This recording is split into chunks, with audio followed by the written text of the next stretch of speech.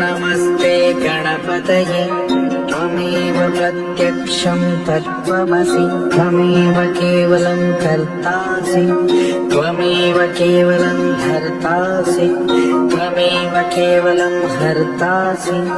त्वमेव सर्वं खल्विदं ब्रह्मासि त्वं साक्षादात्मासि नित्यं कृतं वच्मि सत्यं वच्मि अवत्वं मा अवभक्तारम् अवश्रोतारम् अवदातारम् अवधातारम् अवानुचारम् अवशिष्यम्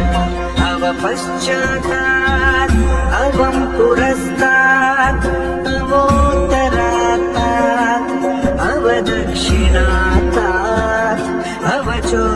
अवचोर्ध्वातात् अवोदरातात् सर्वतो मां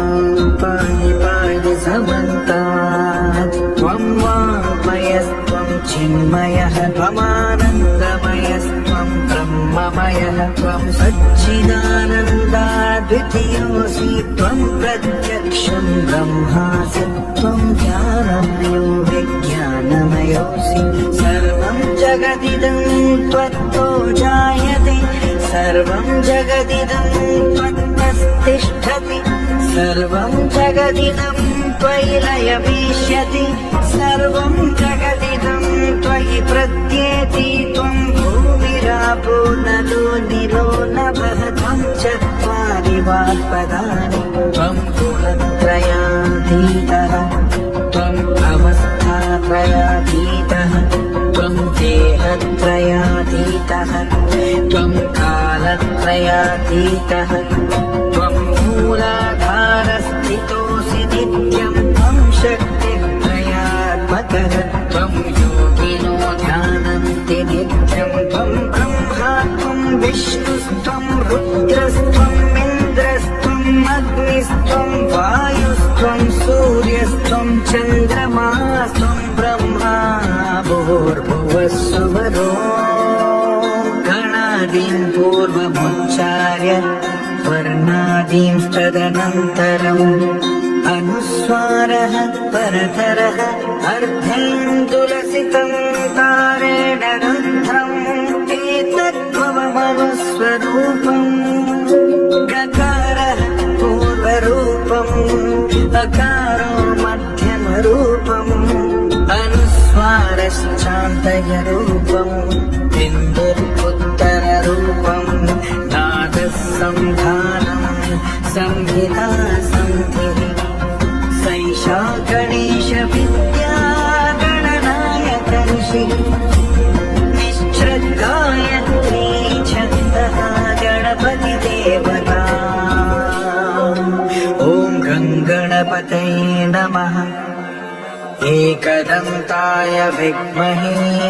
वक्रतुण्डाय धीमहि तन्नो दन्तिः प्रचोदयात् एकदन्तं चतुर्हस्तं पाशमङ्कुशधारिणं रथं च वरदं हस्तैर्विभ्राणं मूषकध्वजं रक्तं लम्बोदरं शूर्पकर्णकं रक्तवाससं रक्तगन्धानुलिप्ताङ्गं रक्तपुष्पैः सुपूजितम् भक्तानुकम्पिनं देवं जगत्कारणमच्युतम् आविर्भूतं च सृष्ट्यादौ प्रकृतेः पुरुषात् परम् एवं ध्यायति यो नित्यं स योगी योगिनां वरः नमो व्रातपतये नमो गणपतये नमः प्रमदपतये नमस्ते लम्बोदरायै कदन्ताय विघ्ननाशिने शिवस्ताय वर्णमूर्तये नमः